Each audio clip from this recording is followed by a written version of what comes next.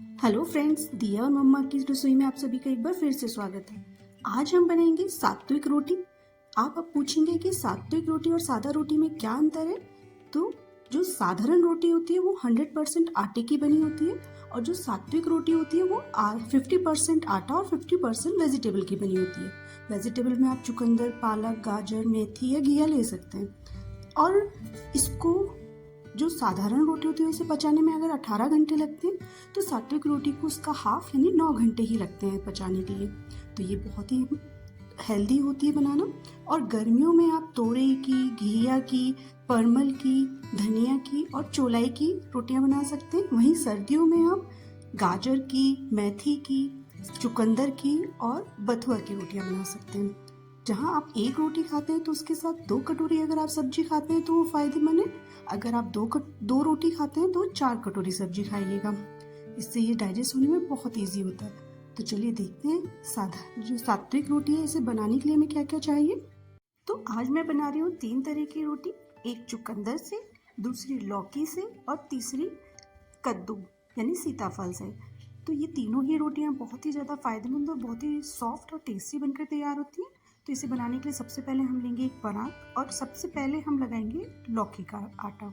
तो जितना आपने लौकी का पल्प लिया है यानी मैंने कद्दूकस किया है लौकी को, उतना ही हम इसमें आटा मिक्स करेंगे और इसको हाथों की मदद से इजीली आटा बनाकर तैयार कर लेंगे। अगर आपको ज़रूरत लगे, वैसे ज़रूरत नहीं पड़ती है, लेकिन अगर आपको ज़रूरत लगे तो थोड़ा सा पानी भी आप ऐड करके इसका एक सॉफ्ट डो लगाकर तैयार कर लेंगे। तो आप देख सकते हैं मैंने यहाँ एकदम सॉफ्ट डो बनाकर तैयार कर लिया। अब हम इसे रखेंगे साइड में और इसी तरीके से हम सीताफल यानी कि कद्दू, जितना कद्दू है उतने ही आटा लेकर इसका भी एक सॉफ्ट डो लगाकर तैयार कर लेंगे। इसमें भी आपको अगर लगे तो थोड़ा सा पानी आप ऐड कर सकते हैं, वैसे ज़रूरत नहीं पड़ती है, पर अगर आपको लगे तो थोड़ा सा पानी आप ऐड करके इसका भी एक सॉफ्ट डो बनाकर तैयार कर लीजिएगा। तो आप देख सकते हैं यहाँ मैंने इसका कद्दू का भी डो बनाकर तैयार कर लिया है। अब हम इसे भी साइड में रखेंगे और इसी तरीके से हम चुकंदर का भी। तो यहाँ मैंने इन सभी को कद्दूकस किया हुआ था, तो बस हम चुकंदर को भी जितना चुकंदर का पल्प है उतना ही आटा यानी 50-50% दोनों को लेकर इसका भी एक डो बनाकर तैयार कर लेंगे। तो आप देखिएगा, ये देखिए हमने इसका भी डो बनाकर तैयार कर लिया है। अब हम इन तीनों डो को कटोरियों से ढक कर करीब 15 मिनट के लिए रेस्ट करने देंगे। ऐसा करने से हमारा जो आटा है वो एकदम सेट हो जाता है और जो हमारी चपाती हम बनाकर तैयार करेंगे सात्विक, वो बहुत ज़्यादा सॉफ्ट और एकदम फूली फूली बनकर तैयार होंगी।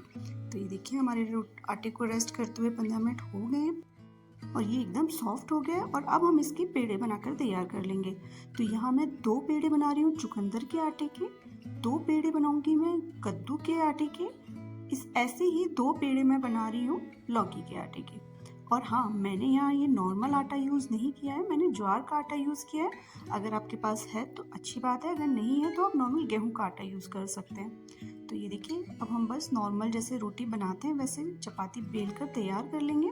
हो सकता है कि आपकी एकदम गोल चपाती ना बने क्योंकि इसमें हमने 50% सब्जी भी यूज़ की है, पर कोई बात नहीं, ये खाने में बहुत टेस्टी होती है।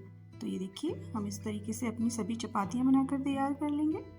यहाँ मैं आपको बताना चाहूँगी कि मैं गेहूं का आटा क्यों नहीं हमें ज़्यादा यूज़ करना चाहिए।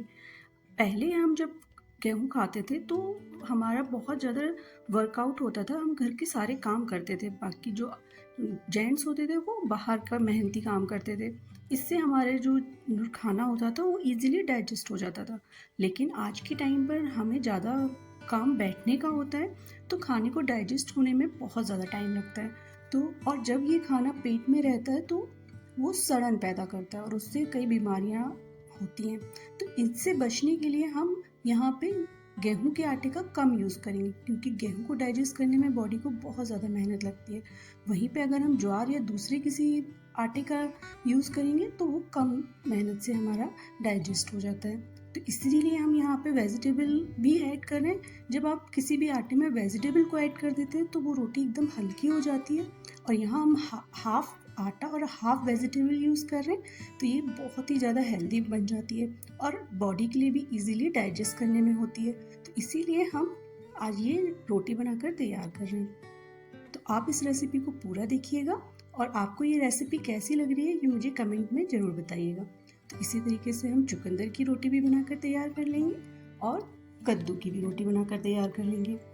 तो यहाँ पर हमारी चुकंदर की रोटी भी बनकर तैयार हो गई है, ये देखिए। अब हम एक पैन लेंगे और उस पर जो रोटी है उसको सेकेंगे। तो आपने ध्यान रखना है गैस की आंच पर हमने रोटी को बिल्कुल नहीं सेकना है।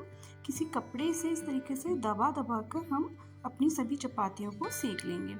और अगर आप गैस पर इसे डायरेक्ट सेकते हैं तो उससे आपकी रोटी के जो न्यूट्रिशंस है वो ख़त्म हो जाते हैं। तो आपने इस चीज़ का ध्यान रखना है कि इस तरीके से दबा दबा कर हम रोटी को सेकेंगे। तो ये देखिए ये इजीली फूल भी जाती है। और ये देखिए हमारी रोटी बनकर तैयार हो गई है और ये बहुत ही ज़्यादा सॉफ्ट बनकर तैयार होती है। तो हम इसी तरीके से बाकी सभी चपातियों को भी सेक लेंगे। ये देखिए हमारी एक चपाती बनकर तैयार हो गई है और अगर आप इस पर थोड़ा सा घर का बना हुआ घी भी ऐड कर देंगे तो इसका स्वाद जस्ट डबल हो जाता है। और अब हम देखिए पर कद्दू की भी रोटी ये देखिए कितनी अच्छे से फूल रही है और ये फूली फूली कद्दू की रोटी भी बनकर तैयार हो गई है। इसी तरीके से हम चुकंदर की रोटी भी बनाकर तैयार कर लेंगे।